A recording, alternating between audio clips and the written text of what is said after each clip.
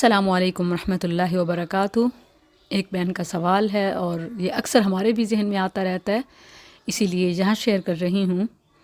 بہن پوچھتی ہیں کہ حدیث میں ہے جب نبی صلی اللہ علیہ وسلم سے پوچھا گیا کہ وہ 70,000 لوگ کون ہیں جو جنت میں بغیر حساب کتاب کے داخل ہوں گے، تو آپ صلی اللہ علیہ وسلم نے فرمایا یہ وہ لوگ ہیں جو جھاڑ پھونک نہیں کراتے، نہ اپنے جسم کو آگ سے داغ لگواتے ہیں اور نہ فال نکالتے ہیں، وہ صرف اپنے رب پر توکل کرتے ہیں۔ تو کیا اس فضیلت کو پانے کے لیے کہ بلا حساب و کتاب جنت جائیں، ہمیں خود پر یا دوسروں پر مسنون شرعی الفاظ کے ساتھ بھی دم نہیں کرنا چاہیے؟ اور اس کے ساتھ یہ بھی کہ پھر رسول اللہ صلی اللہ علیہ وسلم خود اپنے آپ پر یا بعض تکالیف میں مبتلا بعض صحابہ پر دم کیوں کرتے تھے، جیسا کہ آپ کا کرنا اور کہنا ثابت ہے کہ آپ دم کے قائل بھی تھے اور فاعل بھی۔ جہاں تک اس حدیث کی بات ہے کہ جنت میں بغیر حساب کتاب کے جو 70,000 جانے والے ہیں، یہ وہ لوگ ہیں جو نہ بدشگونی لیتے ہیں، نہ اپنے جسم کو آگ سے داغ لگواتے ہیں، نہ جھاڑ پھونک کرتے ہیں، وہ صرف اپنے رب پر توکل کرتے ہیں۔ یہ بالکل صحیحین وغیرہ میں ابن عباس رضی اللہ عنہما سے ثابت ہے۔ اور جھاڑ پھونک سے مراد رقیہ ہے، جسے ہمارے ہاں دم کہا جاتا ہے۔ حدیث کے الفاظ ہیں لا یسترقون، جو نہ جھاڑ پھونک کراتے ہیں۔ اس کا مفہوم یہ ہے کہ وہ کسی دوسرے شخص سے اپنے لیے جھاڑ پھونک کا مطالبہ نہیں کرتے اور نہ ہی اس پر اعتماد اور انحصار کرتے ہیں۔ یعنی جیسے آج کل ہمارے ہاں صرف کہیں جا کر دم کروانا، پھونک مروانا، ہاتھ لگوانا یہ شفا سمجھ لیا گیا ہے، اور خاص طور پر ایون جب کوئی مسنون الفاظ کے ساتھ بھی کر رہا ہوتا ہے اور اللہ کے فضل سے اس کی رحمت سے شفا مل جاتی ہے، تو لوگوں کا ایسے شخص کی طرف میلان بڑھ جاتا ہے اور ایک طرح کا تعلق ہو جاتا ہے۔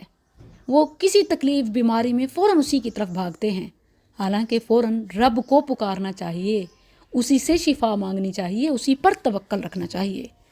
رقیہ شرعی الفاظ کے ساتھ دم وغیرہ یہ تو ایک سبب ہے جسے اپنانا سکھایا گیا ہے۔ جب لوگوں کا اللہ کے بجائے دم کرنے والے کے دم اور اس کی دعا پر یقین ہو جائے تو یہ توکل میں خلل ہے، اور بلا حساب و کتاب جنت میں جانے والوں کے توکل کامل ہوتے ہیں، مکمل اپنے رب پر۔ اور جہاں تک دم کرنے کرانے کی بات ہے تو یہ شرعی لحاظ سے ثابت ہے۔ نبی کریم صلی اللہ علیہ وسلم سے جھاڑ پھونک کے سلسلے میں پوچھا گیا تو آپ صلی اللہ علیہ وسلم نے فرمایا تم میں سے جو اپنے بھائی کو فائدہ پہنچانے کی استطاعت رکھتا ہو تو اسے چاہیے کہ وہ اسے فائدہ پہنچائے۔ یعنی جو شرعی مسنون قرآنی اور احادیث سے ثابت الفاظ کے ساتھ دم جانتا ہے، اسے چاہیے کہ وہ اپنے تکلیف میں مبتلا بھائی پر دم کرے۔ اور اسی طرح نبی کریم صلی اللہ علیہ وسلم کا فرمان اس جھاڑ پھونک میں کوئی حرج نہیں جب تک کہ وہ شرک نہ ہو۔ اور پھر جبرائیل علیہ السلام نے نبی صلی اللہ علیہ وسلم پر رقیہ کیا، اور آپ صلی اللہ علیہ وسلم نے اپنے بعض صحابہ پر ان کی بعض تکالیف میں رقیہ کیا۔ شفا بنت عبداللہ سے مروی ہے، انہوں نے کہا رسول اللہ صلی اللہ علیہ وسلم میرے پاس تشریف لائے اور میں حفصہ رضی اللہ عنہا کے پاس بیٹھی تھی۔ آپ صلی اللہ علیہ وسلم نے مجھ سے فرمایا کیا تم انہیں پہلو کی پھنسیوں میں کیا جانے والا رقیہ نہیں سکھاؤ گی جس طرح انہوں نے تمہیں لکھنا سکھایا ہے؟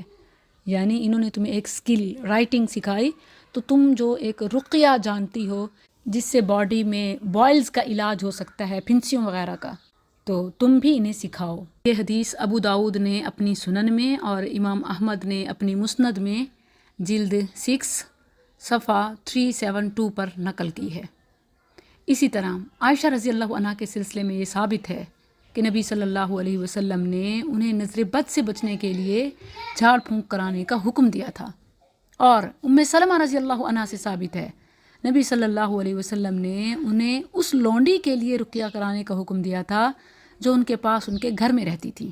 یہ اور ان کے علاوہ بہت ساری احادیث ہیں جن سے معلوم ہوتا ہے کہ بیماری میں اور بیماری سے پہلے بطور حفاظت مسنون الفاظ اور طریقے کے مطابق دم کرنا کرانا جائز ہے۔ اور یہ بلا حساب و کتاب جنت میں جانے کی فضیلت کے بھی خلاف نہیں ہے۔ البتہ یہ چیز اہم ہے کہ جس طرح لوگ دم کرانے والے کے مطالبات پورے کرتے ہیں اور اس سے عقیدت رکھتے ہیں اور اس پر انحصار کرتے ہیں، تو ایسی صورتحال میں ضرور ایوائڈ کرنا چاہیے کہ کہیں یہ توکل کے منافی اور فضیلت کے منافی نہ ہو جائے۔ واللہ اعلم۔